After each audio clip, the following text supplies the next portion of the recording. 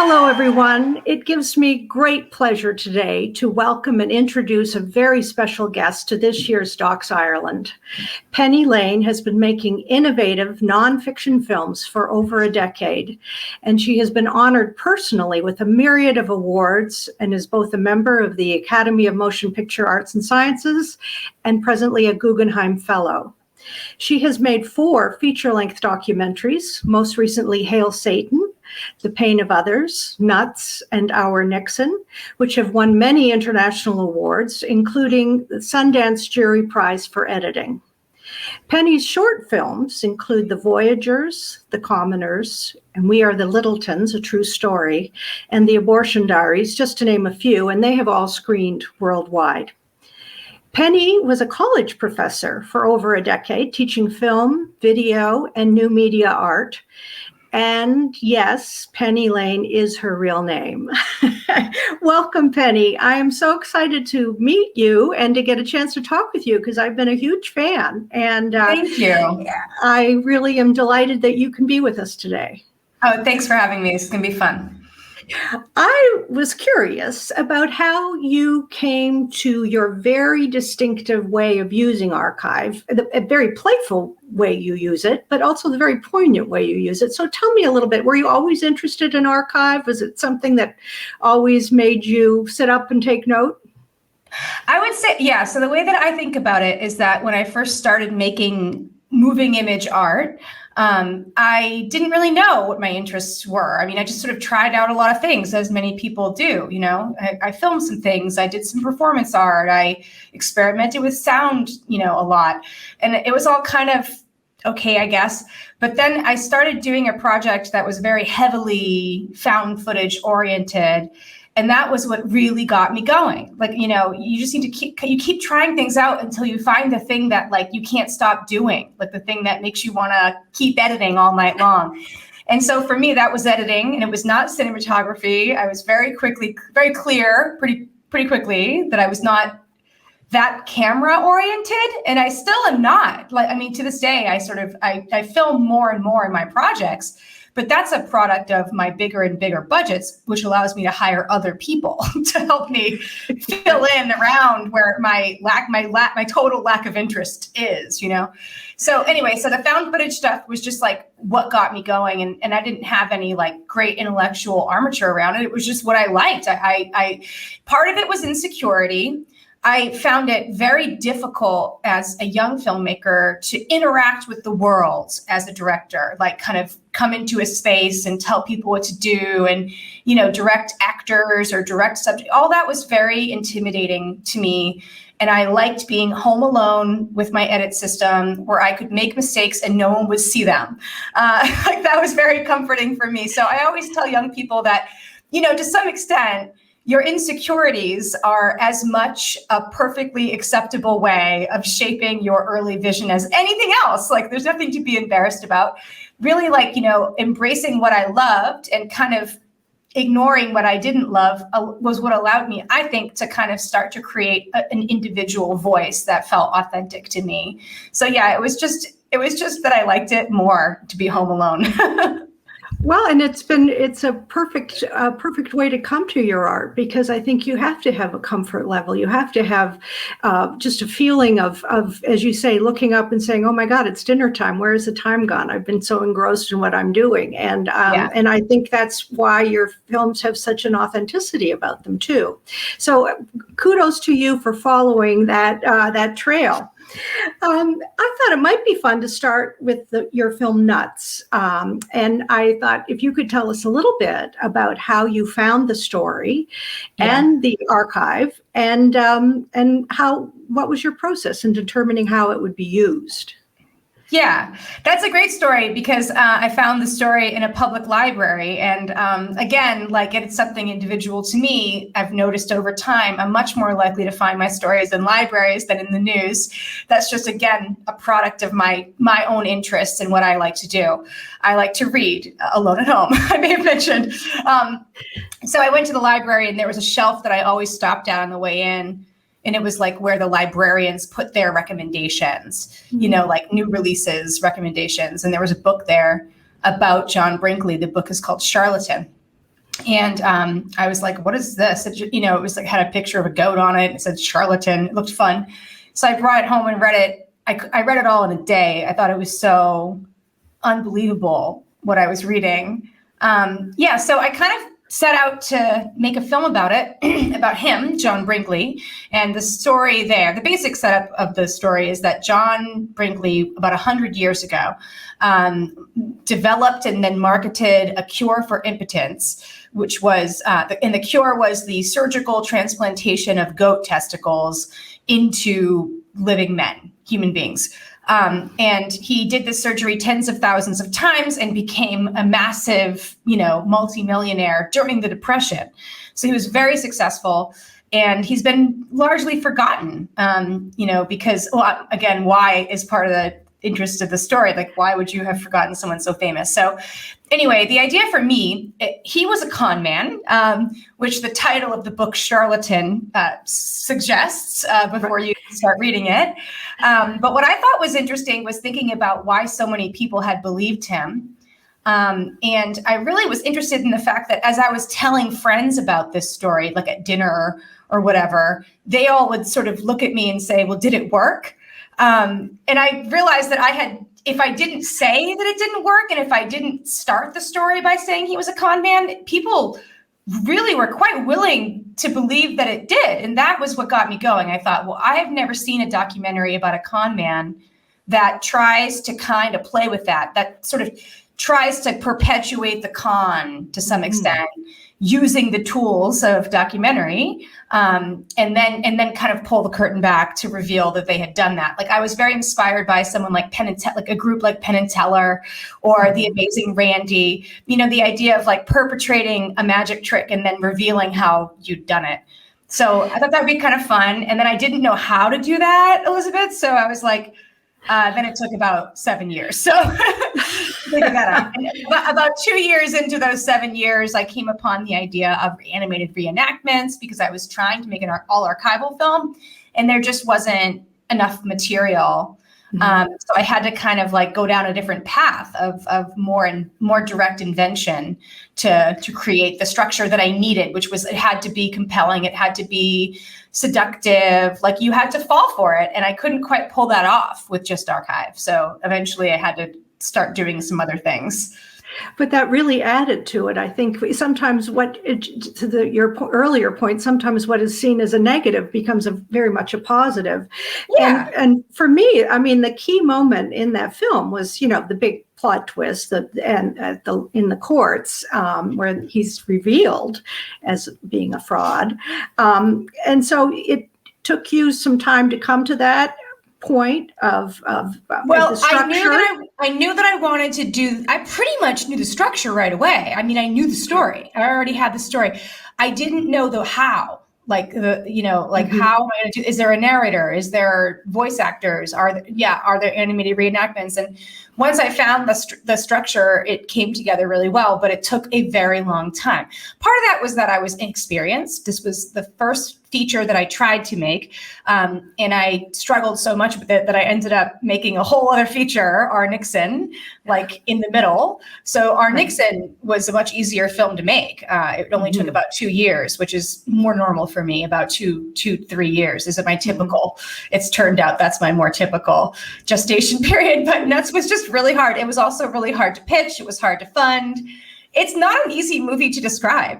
Even now that it's done, like if you've seen it and you try to describe it to somebody, like they kind of just look at you puzzled. So imagine being the person trying to sell that at an industry event, like, well, it's this animated documentary. It's not a comedy. It's actually a tragedy, but it's funny, but it's about documentary ethics. It's very confusing.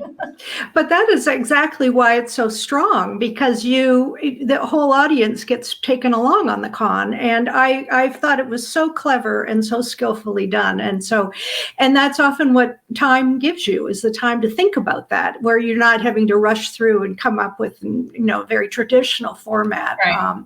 but it was absolutely brilliant. And so kudos to you. And I actually think sometimes it's fun to work on two projects at the same time because you get a break, and inspired. I always have. I've always had more than one project at a time. It's my saving grace because inevitably you run into the wall on something. Like, there's some problem you can't solve, or there's something you're waiting for often. Like you're waiting for a lawyer, you're waiting for something else, someone else to do something, to give you permission, to send you a check, whatever. There's a lot of waiting in filmmaking. And so to have other projects to immediately turn to in those periods for me, has been the secret to my sanity. I don't know how people work. I don't know how people can work on one project at a time. Well, and also the secret to your sanity was quite a different style of filmmaking. As you said, it was more straight ahead. And tell us a little bit about how you came to make Our Nixon at the same time as you were making Nuts. And interesting, both kind of about charlatans in a little bit of a way, weren't they? And so tell us about finding the footage and what that process was, because I'm very curious to hear about that. Yeah, so Our Nixon was the idea of my producer, Brian Fry. He had heard about this archive. He had heard about this particular collection of Super 8 home movies that had been filmed by 3 of Richard Nixon's, top White House aides. And they were all men who had gone to prison for Watergate. So if people knew their names, that was why. Haldeman, Ehrlichman, and Chapin. So he had heard about this collection of about 30 hours, I think it's 25 hours of Super 8 home movies that had been confiscated during the Watergate investigation and then put away, and not hidden or suppressed, just kind of ignored, put into a vault, because none of the material was germane to the Watergate investigation. So it doesn't reveal any criminality. It's just kind of weird, banal material. So just based on the idea of that, what was in that stuff, we got to see that. We started this project, which was really, we didn't know what we would make. We just had the insight that material would be interesting and we should try to get our hands on it. So that was how it started. No clue what we were going to make. I love that. But again, I think it's such a nice idea of just having a blank slate and then letting the material take you to film. So how did you arrange because these kinds of caches of not seen before material are getting rarer to find. So how did you go about negotiating to get the use of it and all of that? So the material was at the Richard Nixon Library, which is part of the National Archives network. So it's all, property of the U.S. government, which means it's my property in a way. So it was really just a matter of negotiating the bureaucracy. Again, no suppression, just a lot of red tape. But what we needed to do to be able to see it was to create the first digital transfers of the material. The material had been preserved, but no one had ever invested the money to create copies of it that could be seen digitally. So we paid for those copies, and that was our way to get the material. And your way of preserving them for posterity. I mean, I think that's what's kind of one of the nice side effects of archive filmmaking is that you're restoring and preserving as well as just filmmaking, and because otherwise you're changing what the next researcher can find. So I mean, again, the material was there; anyone could know it was there, but you actually couldn't see it. You couldn't actually see it. So our investment made that material available to anyone who wanted to see it, which is cool. And I always tell people that because I've done a little bit. I used to do more of freelance archival research for other filmmakers because I discovered that I love doing it so much that it might be a good side gig for me when so many other directors just don't want anything to do with it or find it intimidating and don't know where to start. And so I did a little bit of that for other people. And one of the projects I worked on is a film called Warrior Women, which is now out. And it's about the role of women in the American Indian movement, this kind of overlooked group of people who were very key in that movement, but had never really been addressed or talked about or focused on. And they asked me to help them find their women in the archives. And the first round of research, it was they're not there, but then I started doing the labor of really getting the material about the American Indian movement and just screening it. And I realized the women were there. They just weren't named. It was it'd be Indian woman. So the person logging that material doesn't know that's Madonna Thunderhawk. So she doesn't say Madonna Thunderhawk. She just says Indian woman. And so by me doing that research and by going in there and naming those women, now when someone goes to research women in the American Indian movement, they'll discover they were there. They were there all along. Exactly. So it's really cool. It's a really cool aspect of this part of the project. It really is inspiring to me that you can change what history actually looks like for other people. Well, and to give people a name and a voice. I remember one situation where I was researching Winston Churchill visiting FDR during the Second World War, and the paper notes said man in bowler hat, smoke cigar. So they didn't even know it was Winston Churchill. So it doesn't surprise me that they didn't have names for people, but it's fantastic that you're doing that, considering what we're going through right now, which is such an important period in terms of Indigenous rights and everything else. So fantastic. Good for you. And is that something you think you will continue to do, is freelance archival research work for other filmmakers? Not at this point. I don't even do my own archival research anymore. Right.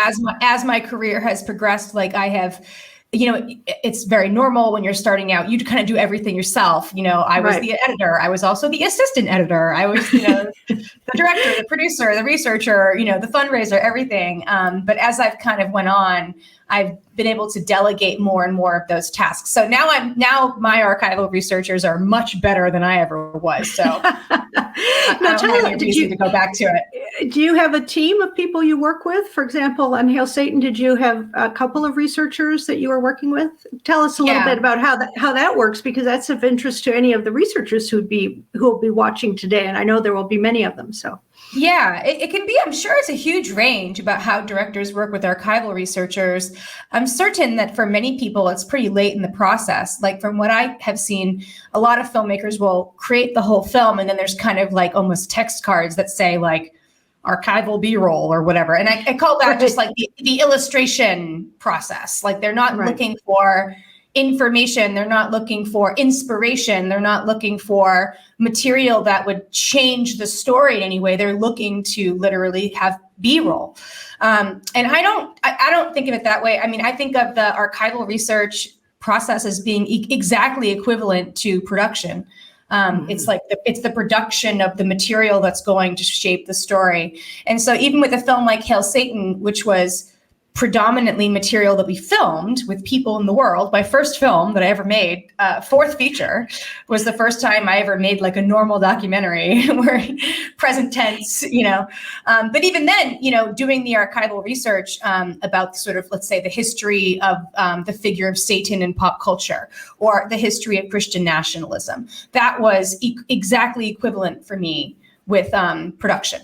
So that material was rolling in, and I love to screen all the archival. I won't screen all the footage we film. My editors will do that, and I trust them to, because I was there and I can say, here's the 10 things that I remember from that day that I think are really important.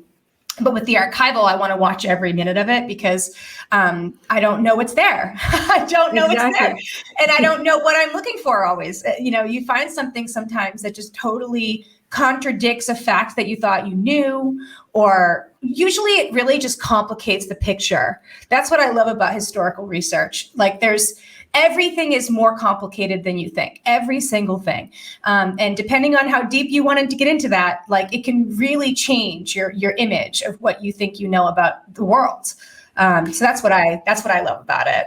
Or the character. I mean, sometimes you can just, rip away a whole lot of layers and get a new reveal. And it's fantastic. I love when that happens. It's kind of, I call it the tingle, Yes, you do an interview with somebody and then they say whatever XYZ, and then you go back and you find archive that completely contradicts it. Then you have to decide what to do about that. No, that's the magic. And I think it's wonderful how you work with the material, and you're always giving us a little sense of irony, and your humor is absolutely magnificent. And I wanted to ask you now, is that something you have a good sense of humor. I can tell that just by talking to you. But is that something that you always are kind of looking for in the imagery, to have kind of a point counterpoint that's got a little bit of sense of humor to it, or whatever? How do you approach that part of the film? I think I must be, but it's not conscious. I mean, again, it's like the way that your worldview shapes what you're doing in ways that you're not aware of. Like, I mean, I guess I'm always looking for a joke, and it's hard for me to think like, oh yeah, like not everyone's doing that. But for me, it's just like, there's, like I said, for me, the funniest thing is just how little we know. So anything that comes up that just makes me feel confused or makes me feel dumb or like questions what I thought I knew about something, that's what I love. And that's what I think most deeply looking for all the time. I want to be surprised and I want to learn something new. I want to find out that I thought I knew something and I was wrong. The example with Hail Satan is really easy. I didn't think there were any Satanists. I thought from my own research that the Satanic Panic had been a moral panic that had imagined Satanists existing and doing terrible things. It never crossed my mind that there might actually be people who call themselves Satanists. And then if you'd said, well, if you told me they did exist, I would have guessed that they believed in evil and destruction, like, because that's what I'd heard Satanists were. And then, it's funny to realize that my ideas were shaped by like daytime TV, after school watching Geraldo and not. So I loved realizing that I had been totally wrong about Satanism. That was so delightful to me. Like, people who don't like to find out they were wrong about something don't tend to like my movies very much. I think that's their real strength, because I think people get swept along and then, the as you say, the curtain gets yanked back and you go, oh my goodness, wow, and it was really such an important part of that film was carrying everybody along with that disbelief and then the belief, so yeah, very skillfully done once more. I wanted to also talk to you a little bit about the role music plays in your films, because I think you have a really, it doesn't surprise me that you have a little Irish ancestry with your sense of humor and your love of music. So it's great to see that come out in your films. But tell me a little bit about do you work with the same composer, or do you have different composers you work with? What's that relationship like? I've worked with different composers. I did work with the same composer on 3 of my 4 features. And his name is Brian McComber. So take from that what you will. He's terrific and he can do any style and he's so creative and he will bring things to the table. Again, it's just like archival research. You want to find somebody who understands your point of view and knows what you want and what you're looking for, but who also is going to improve your ideas, is going to bring ideas back to you. That's what you want in every aspect of the collaboration. With my editors, I want that. With my producers, my composer, my archival researchers, everybody. You want somebody who understands their position in the big picture, so that they don't think they're the director, but that they are clear that they can bring their expertise and their own creativity to bear. And so that's what you want out of a composer. I don't know anything about music. I mean, temp music is what most filmmakers use, and I do it too. Like, you put music in that you're like, I don't have a vocabulary for this, but I guess it must be about the right tempo, or maybe it has the right instrumentation, or maybe the tempo is right, but the instrumentation's wrong. Like, there's something in there that you like, there's something that's not quite right. And then you work with the composer on that. And so this was very intimidating to me as a young filmmaker, because I don't really know a lot about music.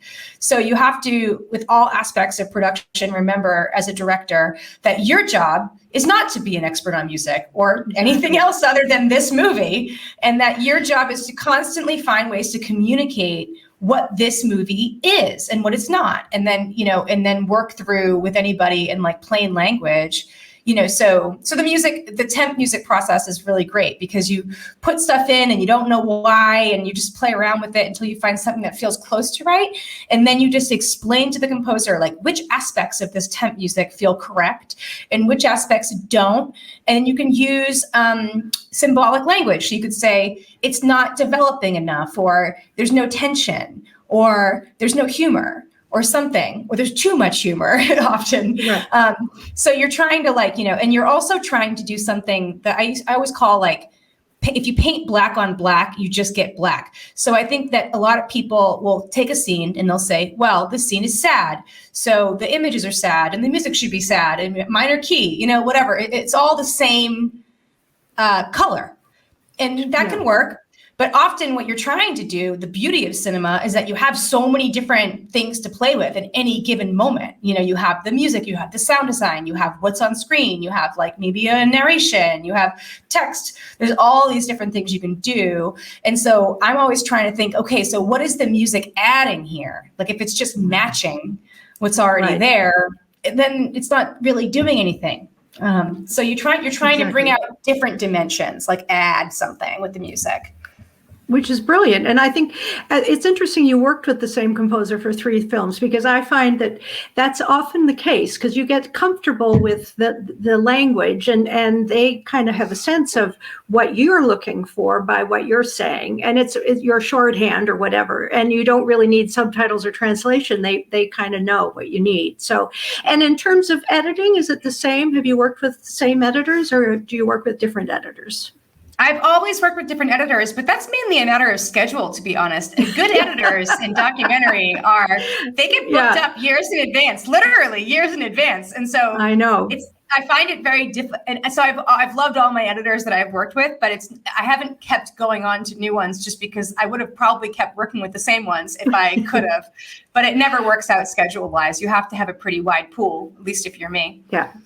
I agree. And I mean, I think what's so exciting about working with archive and editing is I always say it's a bit like working with a really good tailor. I mean, you bring them all the great cloth and the ribbons and the buttons, and then they help you shape it. And as you said earlier, which was so eloquently said, they bring the best to make the whole film better. And but editing, I think editors are the real unsung heroes in documentary filmmaking, because they especially archival filmmaking, because they have so much to choose from sometimes, and just knowing how to put it together and having impact it's fantastic. And I find that not that many editors, and maybe this shouldn't surprise me because it's also not that many directors, know what to do with archive. I mean, it's like there's something that there's not quite translating. Like they would know what to do with footage they'd filmed, but there's something that they think is different about historical material. And there is something different, but it's like they're not seeing what really is different, and they're not seeing what isn't different. Like, so for example, you can still think about scenes. Like you can still think about like scene construction and character and like an establishing shot and like cutaways. You know, you can still think cinematically with archive. You can also, but there's this whole other layer to it, which you brought up earlier, because you said you picked up on a lot of irony in my films. And I think that's totally true. And a lot of it is coming from the archive, because there is always an irony there. Like there was an original purpose for that material.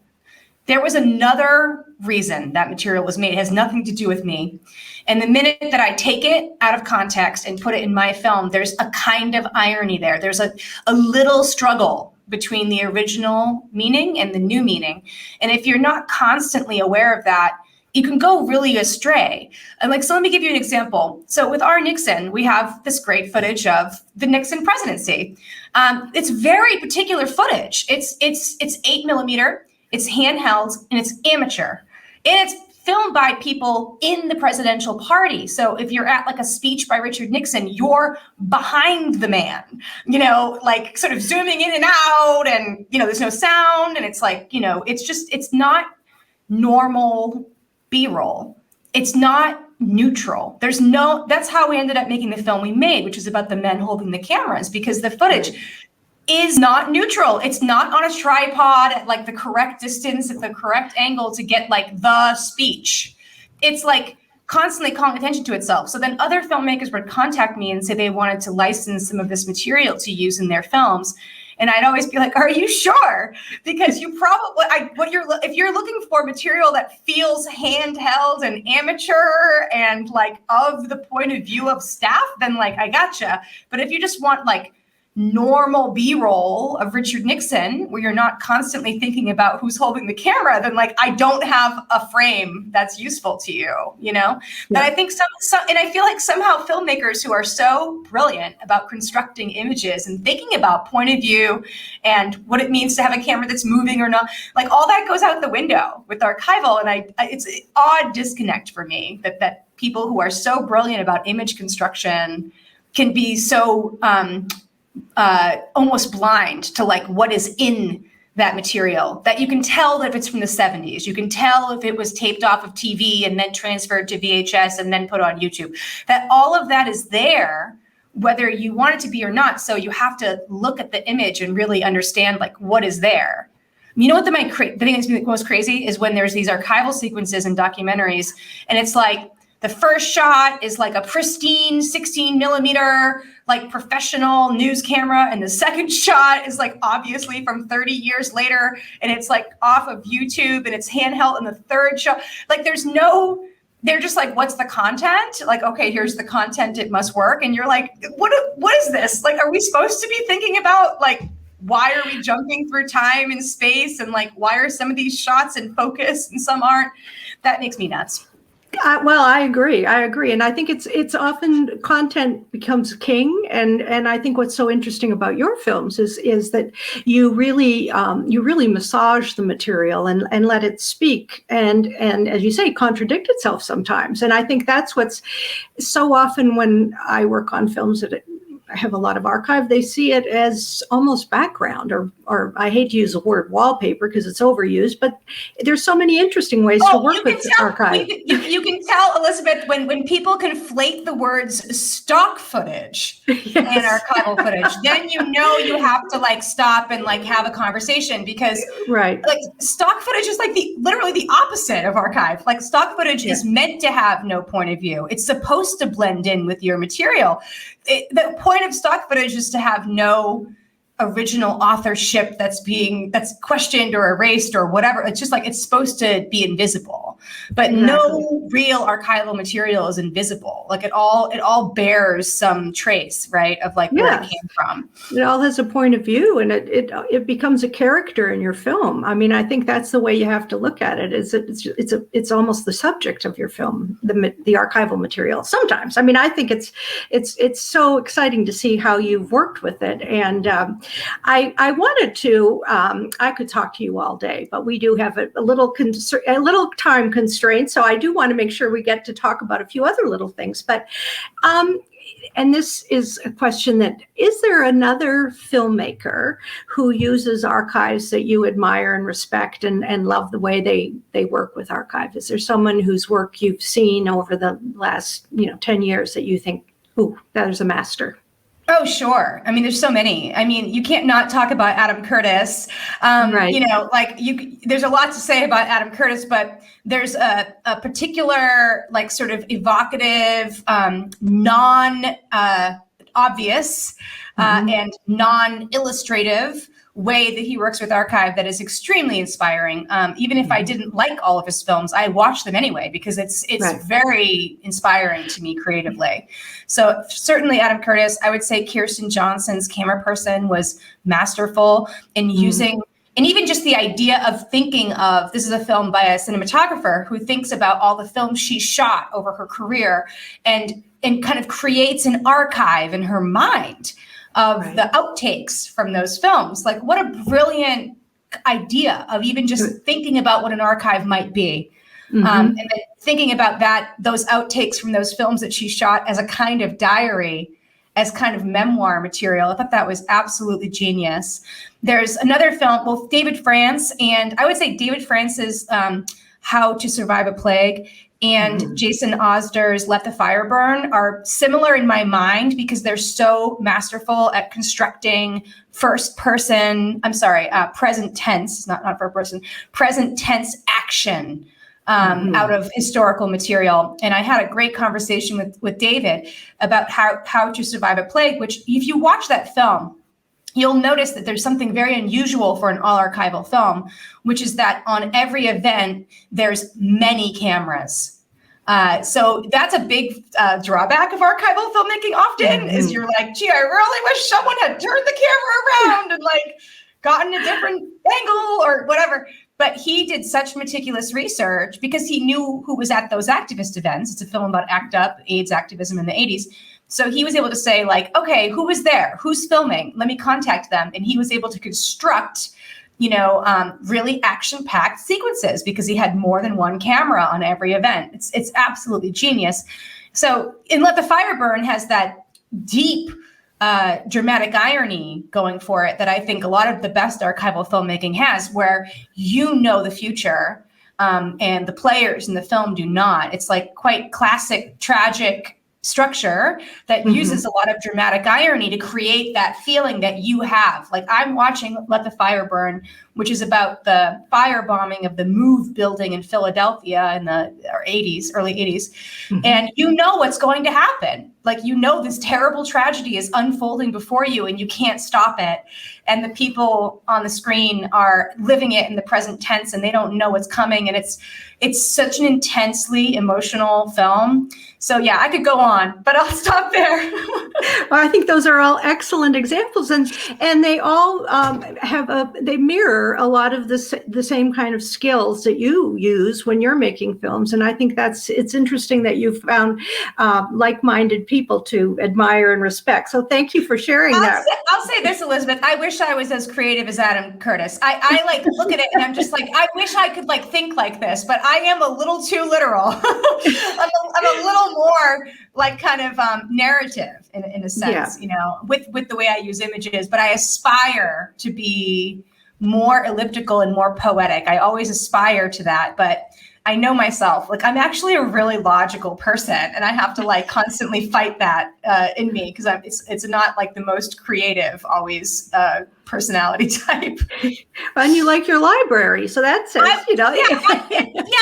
It's like I want everything to make sense. Like that's my downfall. Yeah. Like I fall apart when I realize that like the best art doesn't actually make sense in the same way that like a logical analytical essay would, you know, where everything is kind of tied to everything else. Like I think Adam Curtis is a master of letting discomfort fly around, like letting a kind of like openness of interpretation, not in all of the minutes of the filmmaking, like not in like the voiceover parts, but in the parts that are just kind of floating through an archival world. I just find that I wish I could do that. I want to do that. I'm going to try. It's very brave, I think, because you do kind of just have to let, like you're jumping off a cliff sometimes with some of those sequences, I think. Yes.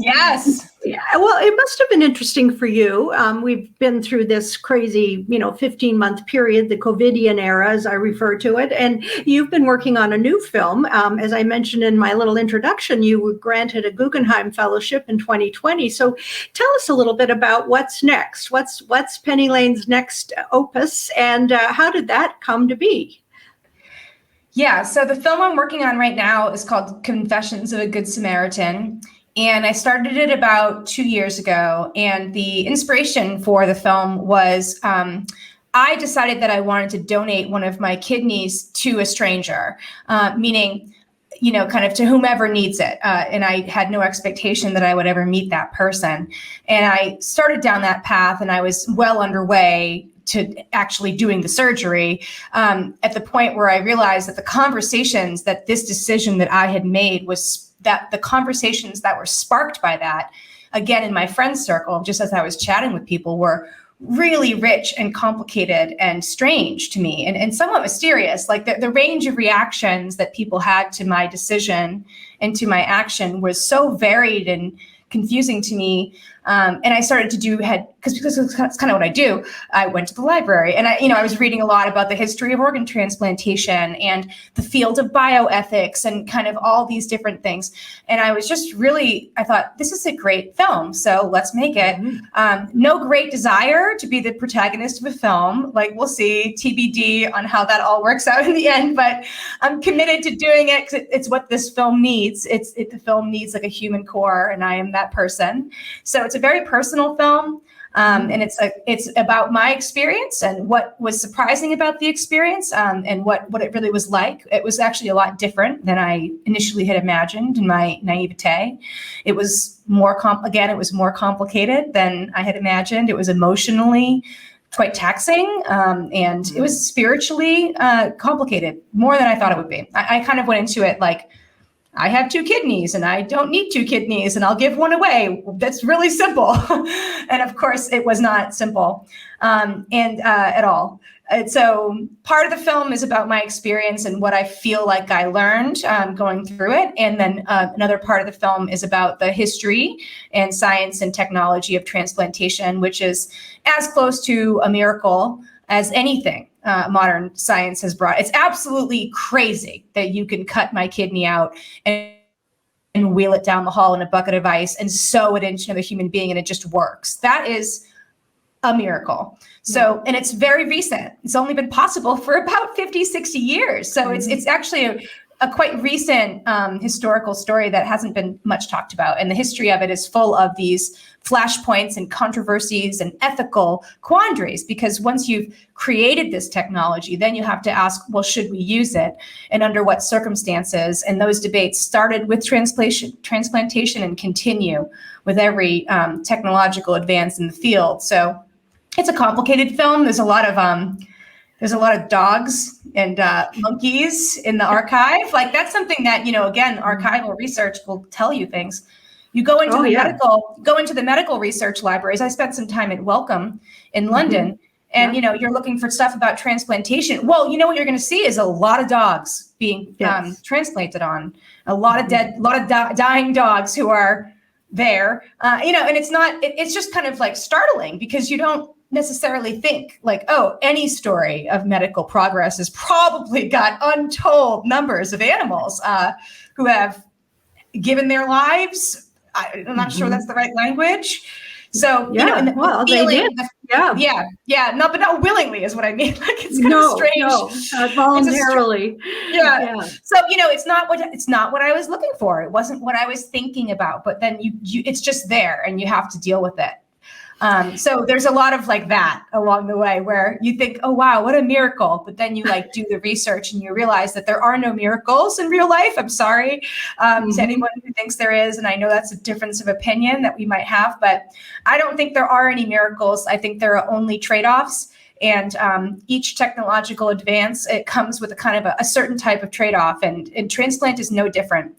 So I went from having this kind of, I don't know what you want to call it, rosy, sort of like, isn't progress great feeling about it, to sort of still having the most respect for the field, but also recognizing that it didn't come without a cost and it continues to have a cost associated with it, even while it is the best of many bad options available to people. Well, exactly. And sometimes the only option. I just finished a film that was a BBC Netflix co-production called The Surgeon's Table. And one of the films was about the first female transplant surgeon. And that was fascinating because she was really inspired as a young person by sort of bad Hollywood B films, transplantation of brains and things like that. And so that was a lot of fun to work on because I got to look at all of those films and find the best kind of horror transplant stories I could find. I have to watch this. You have to send it to me. It'd be really great for me to watch. And also, so like, and that film is very heavily archival. And so, the metaphor kind of worked for me too. Like I was kind of like, okay, well, archival filmmaking is a kind of transplantation, right? Like there's you take this thing out of this other thing and you try to sew it into your new body.